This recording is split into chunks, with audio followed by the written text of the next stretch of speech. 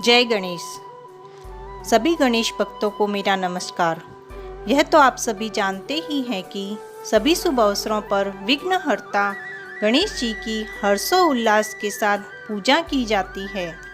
जो भी व्यक्ति गणेश जी के इस सिद्ध गणेश व्रत का पालन करता है, उसकी सभी मनोकामनाएं सिद्ध होती है। इस व्रत को करने से मन वांछित फल की प्राप्ति होती है, व्यापार में लाभ होता है, नौकरी में तरक्की मिलती है, शारीरिक पीड़ा से छुटकारा मिलता है, घर में सुख शांति आती है। यह व्रत अत्यंत फलदायी एवं सर्व मंगलकारी है। तो आइए आज मैं आपको व्रत करने की सही विधि बताऊंगी और उसके पश्चात व्रत की कथा सुनाऊंगी। यह व्रत बुधवार को किया जाता है। विशेषकर सौभाग्यशाली स्त्रियों द्वारा किया जाता है। मन वांछित फल की प्राप्ति के लिए पुरुष भी यह व्रत कर सकते हैं। बुधवार के दिन प्रातः स्नान आदि से निवृत्त होकर एक छोटे लकड़ी के पट्टे पर लाल रंग का कोरा रुमाल बिछाकर उस पर पूजा वाली 3 सुपारी रखनी चाहिए। यह तीनों सुपारी भगवान श्री गणेश और उनकी शक्तियाँ सिद्धि तथा बुद्धि का प्रतीक मानी जाती है।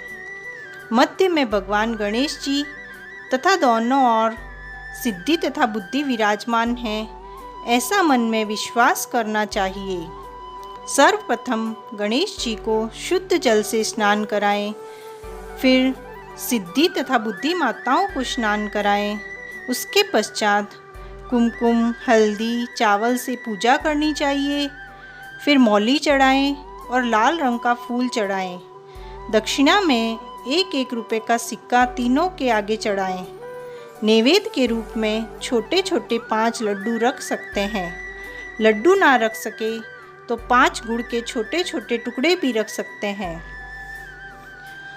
दिया और अगरबत्ती से भगवान गणेश जी की आरती करें और आपकी जो मनोकामना हो वह एक छोटे कागज पर लाल रंग की स्याही से लिखकर गणेश जी के आगे रखें और 5, 7, 11 जितना आप कर सके उतने बुधवार यह व्रत करने का बोलकर भगवान गणेश जी से प्रार्थना करें कि वह आपकी मनोकामना जल्द ही पूर्ण करें।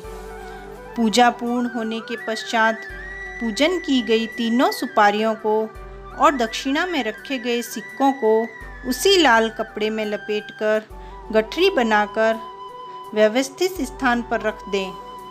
इसी प्रकार प्रत्येक बुधवार को पूजन विधि करें। यही सुपारी और सिक्के आदि सामग्री उपयोग करें जब तक कि आपने जितने बुधवार यह व्रत करने का निश्चय किया है। फिर जितने बुधवार बोले हैं उतने बुधवार पूर्ण होने पर दक्षिणा में रखे गए सिक्के अपनी तिजोरी में या गुल्लक में रखें। पुनः तीनों पूजन की गई सुपारियों को लाल कपड़े में लपेटकर गठरी बनाकर पूजा स्थान में रख दें। और जब भाद्रपद की महीने की शुक्ल पक्ष की 14वीं यानी कि अनंत चौदसी के दिन, जिस दिन भगवान गणपति जी का विसर्जन किया जाता है, उसी दिन नदी, कुएं या तालाब आदि में लाल वस्त्र सहित वह गठरी विसर्जन कर दें। इस प्रकार जब आपको और किसी दूसरी मनोकामना को पूर्ण करने के लिए यह व्रत करना हो तो नई सुपारियां और नया वस्त्र लेना चाहिए। जितने आपने बोले हो उतने व्रत पूर्ण होने पर 7 सुहागन महिलाओं के कुमकुम का तिलक लगाकर गुड़ या लड्डू प्रसाद में दें और 3-3 सुपारियां भी साथ में दें। इस व्रत को करने से होने वाले लाभ के बारे में भी उन्हें बताएं, ताकि ज़्यादा से ज़्यादा लोग इस चमत्कारी सर्व मंगलकारी श्री सिद्ध गणेश व्रत को करें और उनकी सभी मनोकामनाएं पूर्ण हो और वह भी इसका लाभ ले सकें। तो आइए मैं आपको सर्व मंगलकारी श्री सिद्ध गणेश व्रत की कथा सुनाती हूँ। एक बार की बात है, शौनक आदि 88,000 ऋषियों ने शास्त्रवेत्ता सूत जी से पूछा कि हे सूत जी महाराज, सभी कार्यों की निर्विघ्न समाप्ति किस प्रकार हो। धनोपार्जन में कैसे सफलता मिल सकती है और मनुष्यों की पुत्र, सौभाग्य एवं संपत्ति की वृद्धि किस प्रकार हो सकती है। पति पत्नी में कलह भाव से बचाव, भाई भाई में परस्पर वैमनस्य से अलगाव तथा उदासीनता से अनुकूलता कैसे मिल सकती है। विद्योपार्जन, वाणिज्य, व्यापार, कृषि, कर्म एवं शासकों को अपने शत्रु पर विजय प्राप्त करने में कैसे सफलता मिल सकती है। किस देवता के पूजन से मनुष्यों को अभिष्ट की प्राप्ति हो सकती है। सूत जी ने कहा कि जब कौरव और पांडवों की सेना युद्ध हेतु सन्नद्ध हुई, तब कुंती नंदन युधिष्ठिर ने श्री कृष्ण जी से पूछा कि हे कृष्ण जी, आप बताइए कि किस देवता की आराधना से हम निर्विघ्न विजय प्राप्त कर सकेंगे। श्री कृष्ण जी ने कहा कि आप देवताओं में प्रथम पूजनीय श्री गणेश जी की पूजा कीजिए। उनकी पूजा से आप अपने राज्य को पा जाएंगे, यह निश्चित है। तब युधिष्ठिर के पूछने पर श्री कृष्ण जी ने उन्हें श्री सर्वमंगलकारी श्री सिद्ध गणेश व्रत का संपूर्ण विधि विधान बताया एवं कहा कि त्रिपुरासुर को मारने के लिए त्रिशूलधारी महादेव जी ने, वत्रासुर के विनाश करने के लिए इंद्र ने, अपने पति गौतम मुनि की प्राप्ति के लिए अहिल्या ने, नल की प्राप्ति के लिए दमयंती ने, सीता जी की पुनः प्राप्ति के लिए रघुनाथ जी ने और सीता जी के दर्शनों के लिए हनुमान जी ने, गंगा जी को लाने के लिए भागीरथ ने, समुद्र से अमृत निकालने के लिए देवता तथा दैत्यों ने भी पहले श्री सिद्ध गणेश की ही आराधना की थी और वे अपने कार्यों में सफलता के भागी हुए। मैंने भी रुक्मणी हरण करने की इच्छा से भगवान श्री गणेश जी की ही आराधना की थी। उनके ही प्रसाद से मैं रुक्मणी को पा गया। जब संबर दानव रुक्मणी के पुत्र प्रद्युम्न को प्रसूतिकागृह से ले गया, तब मैंने और रुक्मणी ने भी श्री सिद्ध गणेश जी की ही पूजा की। उसी के प्रताप से हमको प्रद्युम्न फिर प्राप्त हो गया।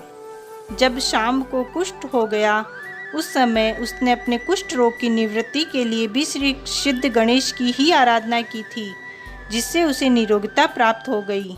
इसलिए हे राजन, तुम भी यदि अपनी जय चाहते हो तो सर्वमंगलकारी श्री सिद्ध गणेश की शीघ्र आराधना करो, क्योंकि गणेश जी की पूजा करने से विद्यार्थी विद्या का, धनार्थी धन का, जयार्थी जय का, पुत्रार्थी पुत्र का, पति की कामना वाली कन्या पति का, सुवासिनी सौभाग्य और संपत्ति का लाभ लेते हैं।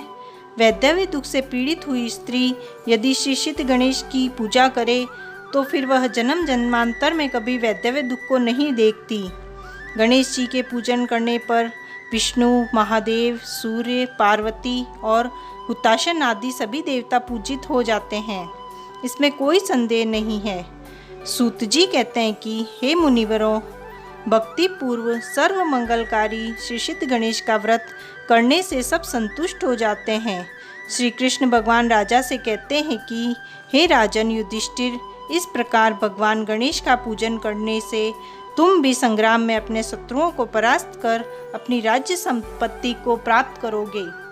तब राजा युधिष्ठिर ने श्री कृष्ण जी द्वारा बताई गई विधि अनुसार अपने भाइयों सहित त्रिपुरागाती देव के पुत्र श्री सिद्ध गणेश की पूजा की और संग्राम में शत्रुओं को मार अपना राज्य प्राप्त कर लिया।